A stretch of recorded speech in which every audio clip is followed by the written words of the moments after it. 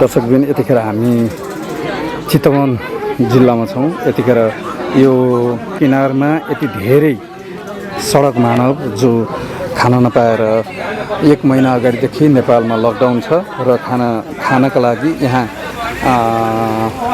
मानवताका लागि मानव सेवा उहाँहरूलाई खाना वितरण गरिरहेको छ र खाना खुवाइरहेको छ। आज पनि यहाँ उहाँहरूलाई खाने बेलामा उहाँहरूलाई खाना खुवाउने बेलामा हामी यतिखेर उपस्थित भएका छौँ र तपाईँहरू बिचमा हामीले यो भिडियो लिएर उपस्थित भएका छौँ। यो ठाउँमा के भन्नुहुन्छ यहाँको स्थानीयहरूको कुरा पनि हामी तपाईँहरू बिचमा जो यहाँ खाना खाँदै हुनुहुन्छ उहाँको कुरा पनि राख्नेछौँ।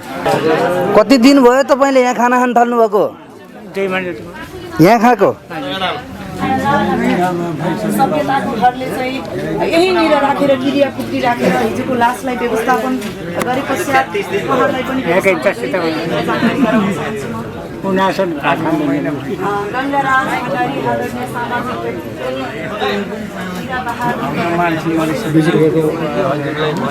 बाबु अलि व्यवस्था गर्दै हिजो मरेर गयो, पुलिसले गयो। के भएर? यसै गस्ती भएर दिदीलाई पनि कतिचोटि भनेको। अनि के भयो? मरिसक्यो हिँड्नु को? ए हमनी के बहिनी लाग्छ के तपाईँ? बहिनी लाग्छ, मरिसक्यो। के भएर मर्यो त नि? अब यस्तो सिक्री बिक्री भइसकेछ। मर्ने त काल आयो भने त मर्दैन बाबु यार। एक दिन त बाटोमा त्यही जाने हो कि जाने होइन बाबु। तर म दिदीलाई सम्झाएँ, कति दिन बोलेको बात लिएर जान्छु, दिदीलाई खिलाउँछु, तर न मरिसक्यो हिजो। यस्तो दिमाग कस्तो खलबल भएको। खाना नखाएर? खाना खाएन, बिहानै मरिसक्यो।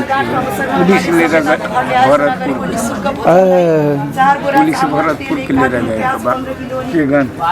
त्यही दिन समस्या टार्दे भने त हुन्छ यो न बाबु यार, तर समस्या टार हो त्यही समस्या टारे भने त जिन्थ्यो।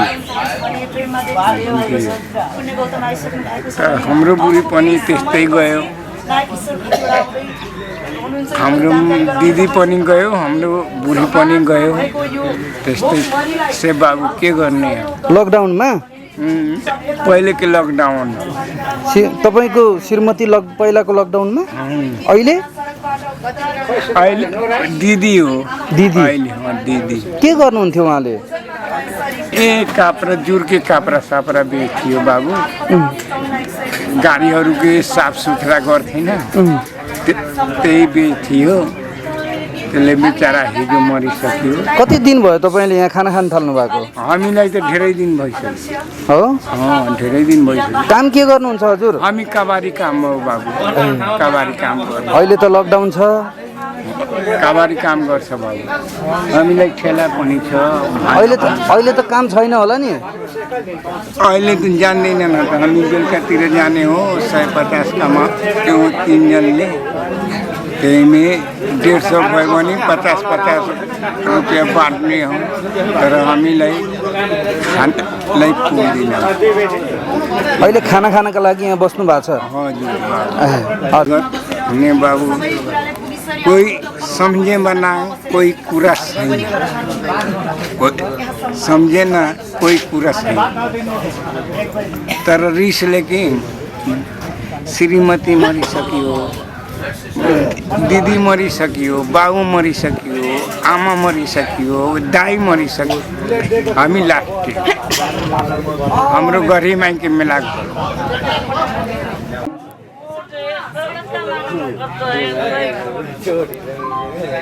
सर हाम्रो एक खेप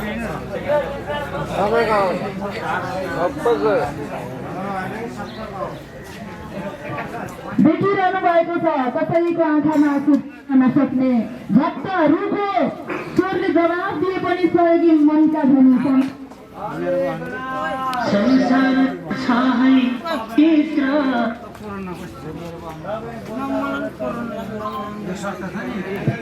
हामीमा आज हुनुहुन्छ एकैछिनमा नायक किशोर खतिवडा हेलो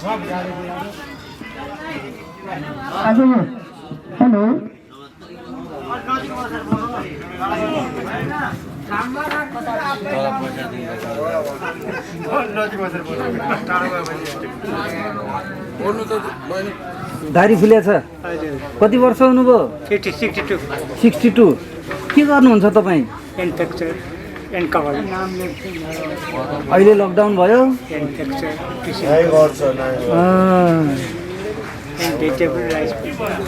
घर कहाँ नि हजुरको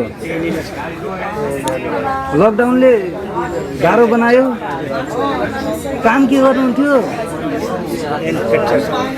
अनि तपाईँ काम चाहिँ के गर्नुहुन्थ्यो कबड्डी उठाउने गर्नुहुन्थ्यो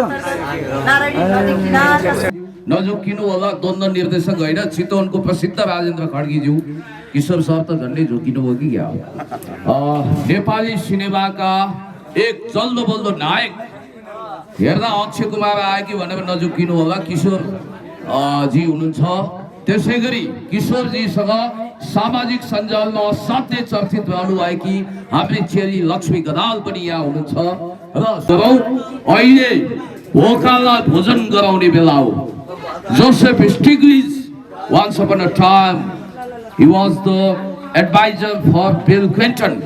Bill Clinton को एडवाइजर रहेका नोबेल पुरस्कार जितेका जोसेफ स्टिग्लिट्ज को भनाइ छ भोकको अर्थशास्त्र जस्तो ज्यादो अर्थशास्त्र अर्को छैन त्यसकारण पेटको भोकलाई समन गर्न जरुरी छ यतिखेर हामी यो नारायणीको किनारमा छौं चितवनमा छौं यो नारायण घाटमा छौं अगाडि बुद्ध मूर्ति देखिरहनु भएको छ शान्तिको विश्व अग्रदूत गौतम बुद्ध यतातिर नेपालको महान राष्ट्रिय झण्डा चन्द्रसूर्य अंकित महान झण्डा फहराइरहेको छ र यो चितवन जो राष्ट्रिय राजनीतिको केन्द्र पनि हो यसले प्रधानमन्त्री पनि दिएको छ देशलाई र यहाँ महानगरपालिकामा हामी अवस्थित छौं भरतपुर महानगरपालिका यता नारायणी नदी सुन्दर नदी जो बेला बेलामा रौद्र रूप धारण गर्छ त्यसको तटमा बसेर यहाँ गरिबहरू निमुखाहरू भोकाहरूलाई भोजन गराउनको निम्ति आयोजक मित्रहरूले जो गर्नु भएको छ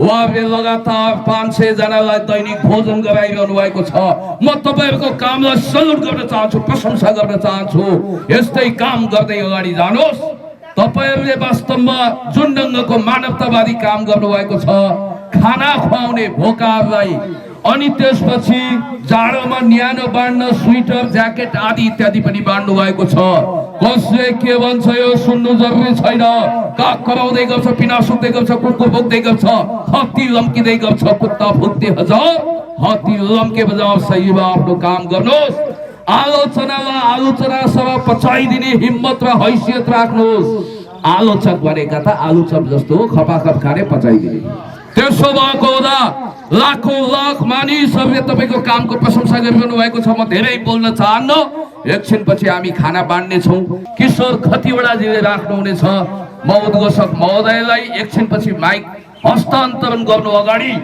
यो समयको चल्दो बल्दो नायक रातो पिरो दबो खरो हुनुहुन्छ आफ्नो अभिव्यक्ति कलाको निम्ति पनि प्रसिद्ध हुनुहुन्छ नायक जस्तै नायक किशोर खतिवडाजीलाई 2 शब्द त नभनौं 200-400 शब्द राख्नको निम्ति अनुरोध गर्छु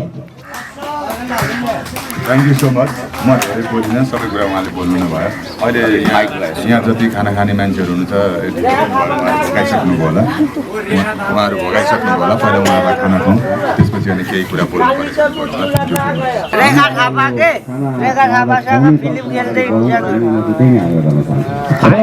अन्तत हामी सीता कुमारज्यू लगायत आयोजक मित्र महान कार्यमा सहयोग गर्न चाहनुहुन्छ मेरो तर्फबाट भए पनि एक साथ खाना खानुपर्छ अर्थात् मानवतालाई पनि हेर्नुपर्छ भन्ने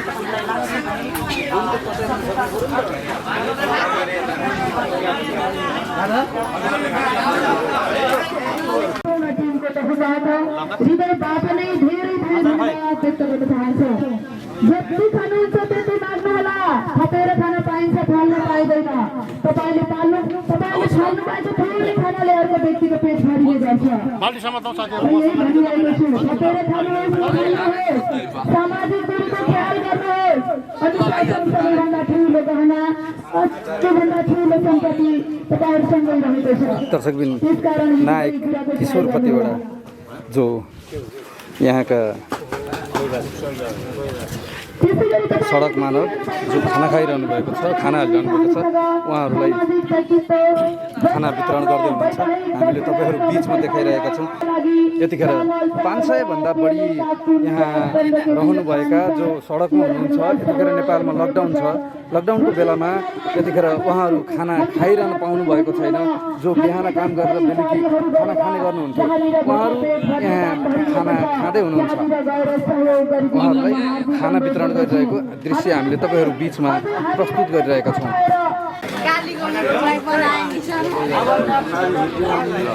खाना पुग्यो नि तपाईँलाई?